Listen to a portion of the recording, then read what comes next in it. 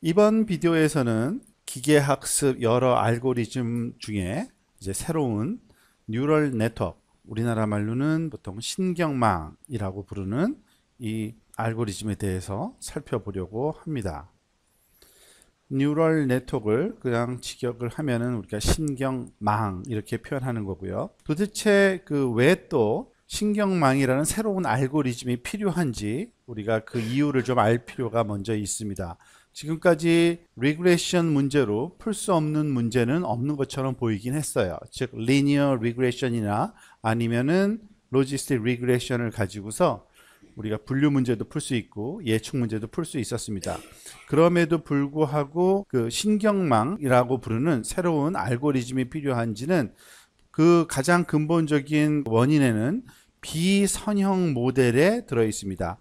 비선형이라는 것은 우리가 알다시피 선형이 아닌, 그리고 그런 선형이 아닌 가설을 또는 가정을 사용할 때 그 내재되어 있는 모델이 어느 정도 비선형이냐에 따라서 다른 방법이 필요하게 되는데, 뭐 쉽게 얘기해서 너무나도 복잡한 컴플렉스한 non-linear 프로블럼을 풀어야 되는 경우가 대부분인데, 그때는 기존의 그 리니어 리그레션이나 로지스틱 리그레션으로는 해결하기 좀 힘들기 때문에 우리가 이런 새로운 모델 또는 새로운 방법을 도입하게 됐습니다. 그 대표적인 게 신경망이라는 방법이라고 생각을 하시면 됩니다. 그래서 이번 비디오에서는 왜 신경망이라는 게 필요할지에 대한 그 문제점을 먼저 한번 살펴보려고 합니다. 우리가 앞에서 여러 번 다루었던 내용인데요. 지금 이 그림에서 보는 것처럼 비선형적인 결정 경계를 가질 수밖에 없는 이와 같은 뭐 포지티브 훈련 자료와 네거티브 값을 갖는 훈련 자료들의 이 경계를 구해서 구분 지어야 되는 이런 문제를 풀 때 우리가 어떻게 했었는지 기억이 나실 겁니다. 이거 지금 2차원 문제잖아요. 즉 속성값이 x1이라는 속성값과 x2라는 속성값. 뭐 예를 들면은 튜머 같은 예가 그런 거였죠. 뭐 수평축이 암의 사이즈고 수직축이 환자의 나이일 경우에 어떠한 그러한 경계로 우리가 그 대상을 양성인지 또는 악성인지 이걸 구분할 수 있는지 그런 내용을 공부해 봤던 걸 기억을 할 겁니다. 이와 같은 문제를 풀기 위해서 우리가 보통 하이퍼세시스를 이렇게 만들죠. 즉 두 개의 서로 다른 값을 분류해내기 위한 결정 경계를 함수를 로지스틱 리그레션을 풀어야 되기 때문에 G 오브 이런 다항식을 우리가 풀어서 계산을 하고요. 보통 우리가 G라는 함수는 보통 우리가 시그모이드 함수를 썼던 거를 기억을 하실 겁니다. 또는 이걸 로지스틱 함수라고도 불렀죠.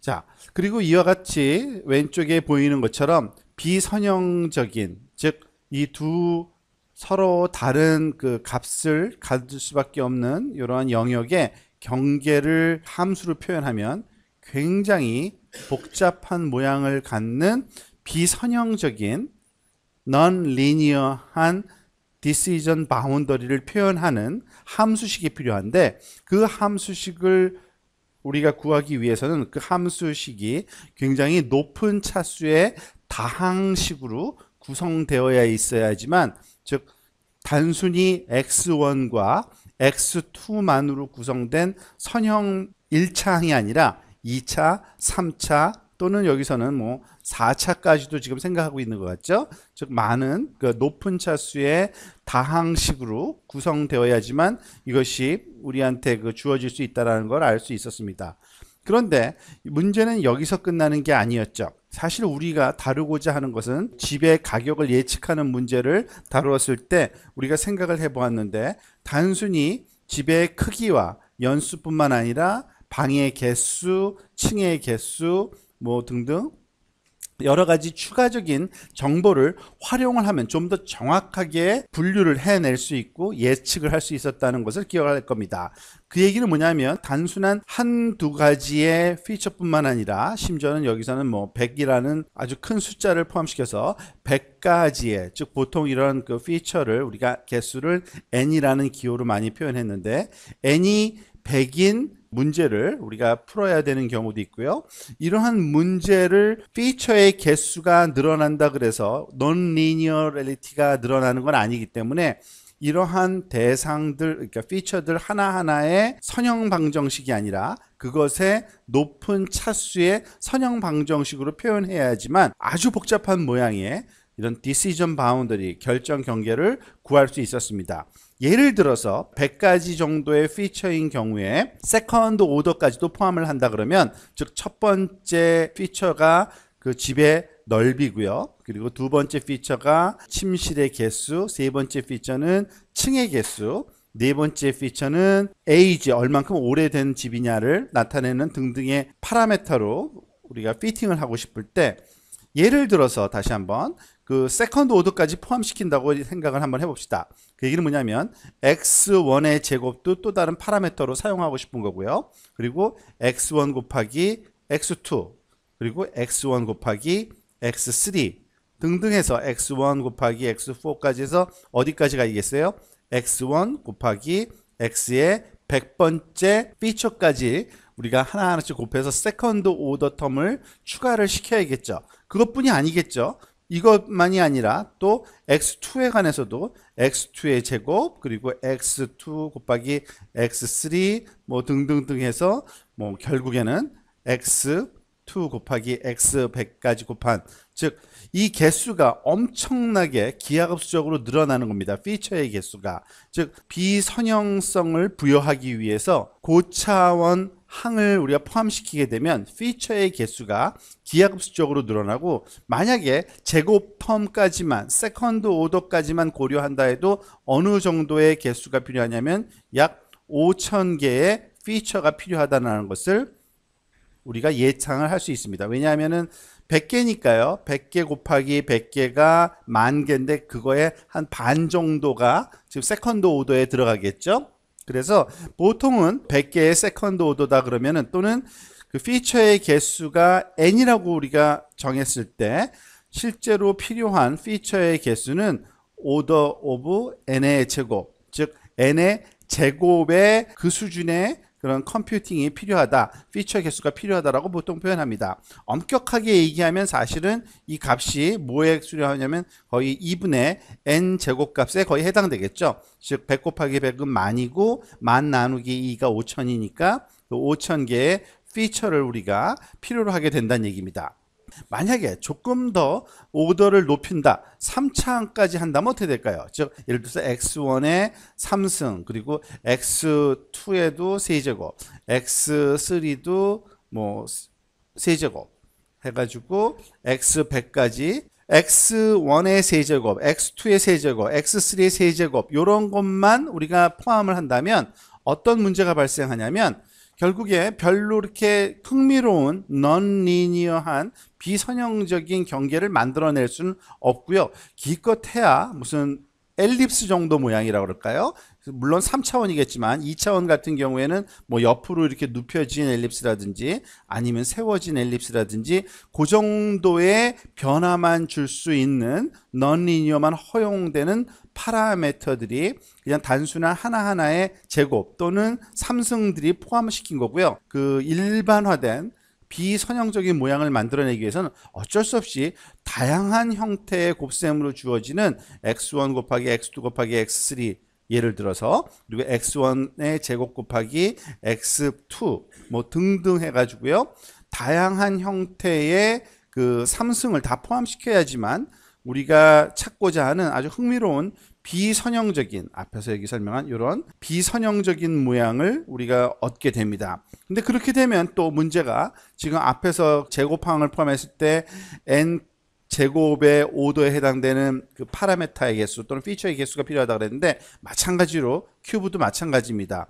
즉 오더 오브 n 3승 정도 파라메타의 개수 또는 피처의 개수가 n개라고 우리가 그 정의를 하면은 n의 3승 정도의 개수의 파라미터가 필요하게 됩니다. 좀 정확하게 계산을 한번 해보면 약 한 17만 개 정도의 파라미터 또는 피처를 구해야지만, 피처에 대한 모델을 풀어야지만 된다는 얘기입니다. 그 얘기는 무슨 말이냐면, 다시 얘기하면 일이 너무 복잡해졌다는 얘기예요. 우리가 풀고자 하는 그 대상의 피처의 개수가 늘어나고 비선형적인 그 성격을 그 안에 부여하기 위해서는 너무나도 많은 파라메타 또는 피처를 구해야 되고 그 피처를 포함시키는 것 자체가 굉장히 아주 복잡한 문제로 우리한테 주어진다는 얘기입니다. 특별히 리그레션 문제, 그레디언트 디센트로 이 문제를 해결하려고 그러면 아주 복잡하다는 얘기입니다. 이번에는 좀 현실적인 문제를 한번 생각을 한번 해봅시다.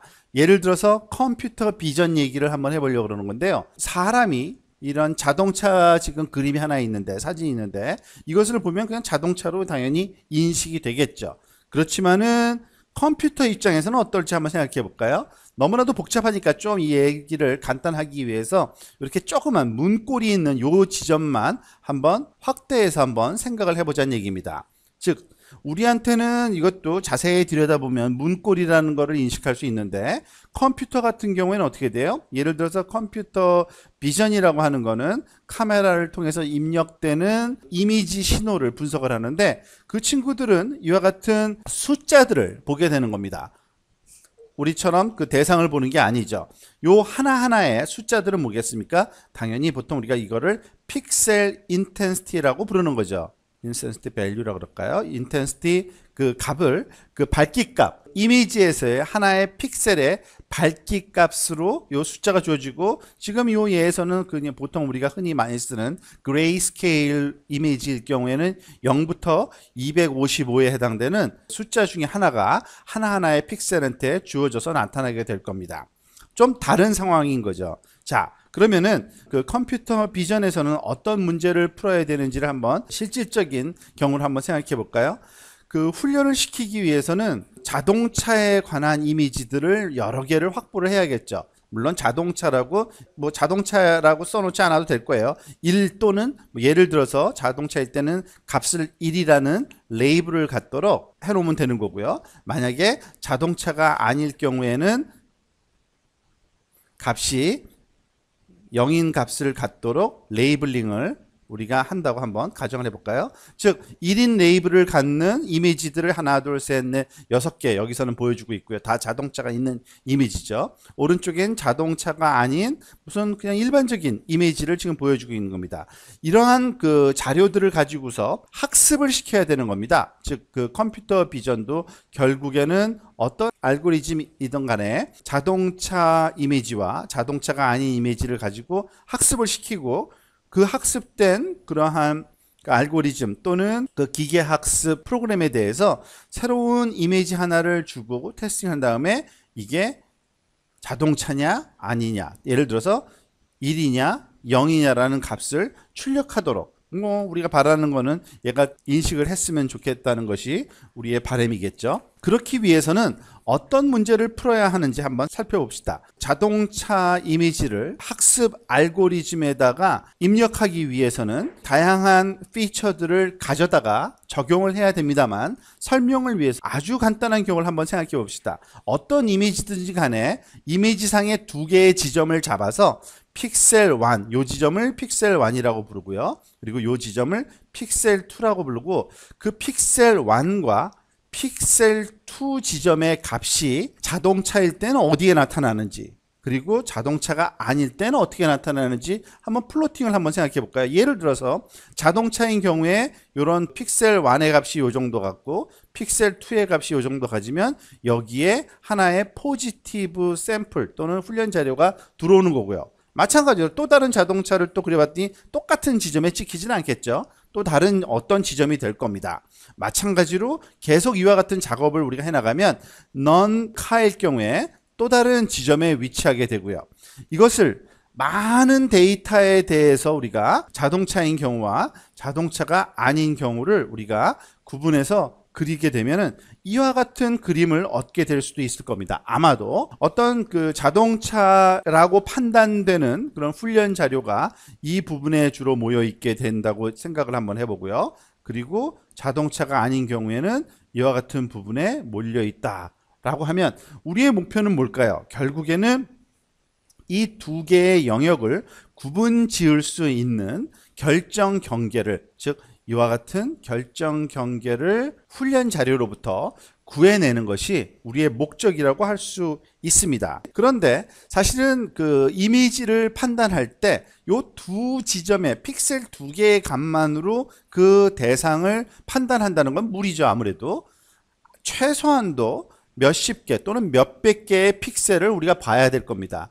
이미지를 작게 축소해서 한 50바이 50 정도의 아주 작은 이미지를 예를 들더라도 그러면은 픽셀의 개수가 5525 해서 곱하기 100 해서 2500개의 픽셀이 우리한테 주어지는 거고요.